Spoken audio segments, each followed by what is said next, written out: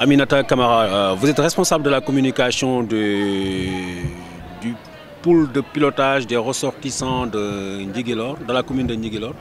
Aujourd'hui, vous avez appelé au rassemblement. Vous, quel est votre message que vous avez envie de lancer à l'endroit de la jeunesse, notamment née ici en France? Tout à fait. Donc, je suis chargée de communication, également coordinatrice de la section APR de Val-d'Oreuil. Donc, nous sommes des Franco-Sénégalais nés en France. Nous sommes des enfants issus de la diaspora et qui ne nous empêchent pas à travailler pour notre pays, le Sénégal. Donc, nous avons la double nationalité. Nous appelons tous les enfants nés en France ou au Sénégal, tous les Franco-Sénégalais qui puissent rejoindre les actions du président Macky Sall. Car dans son gouvernement, dans sa politique, nous nous y retrouvons, nous les Franco-Sénégalais. Donc si nous nous retrouvons, il faut également que nous travaillions pour ça. Voilà. La mode, c'était que les Franco-Sénégalais, surtout, mettaient en avance leur appartenance à la France en s'engageant dans les partis politiques.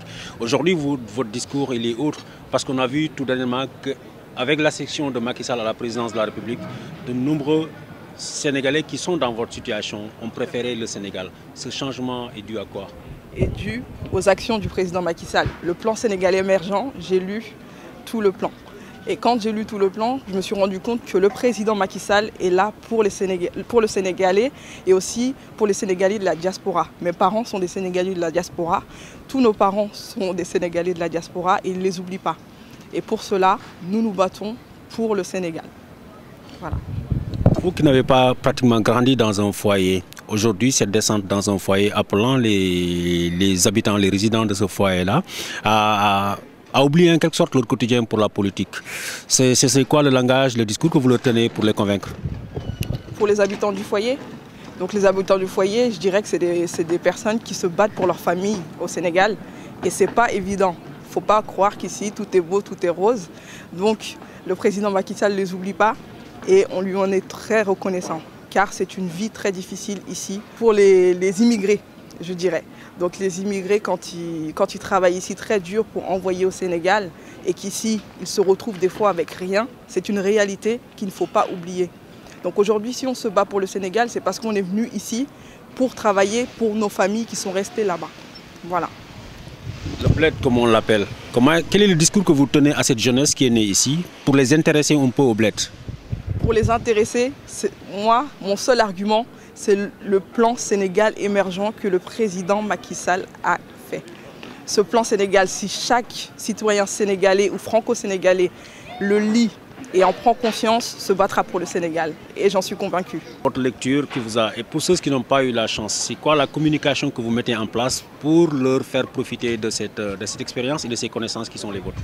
La communication, c'est dans les sections. Quand il y a des meetings, les mamans, c'est vrai qu'elles ne sont pas forcément... Voilà.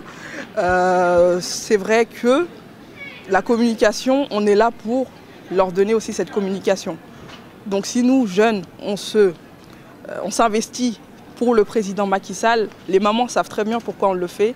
Et je dirais c'est grâce à eux. Les femmes sénégalaises, je dirais toutes les femmes sénégalaises et surtout celles de la diaspora sont vraiment très investies. Et elles sont très fatiguées. Et le président Macky Sall ne les oublie pas. Et c'est pour ça que nous aussi, on est des femmes, on a des enfants. Et demain, pour que nos enfants puissent faire comme nous, on veut œuvrer pour le Sénégal. On a parlé de Ndjiguelor, on a parlé du plan Sénégal émergent. Vous êtes aussi responsable de l'APR au niveau du Val-d'Oreuil. Comment s'organise votre section? Comment est la vie politique en Normandie, surtout dans cette partie? Notre section, c'est vrai que ça a été très dur de rassembler des jeunes. Et alhamdoulilah, aujourd'hui, on les a rassemblés. Nous avons une section qui fonctionne très bien.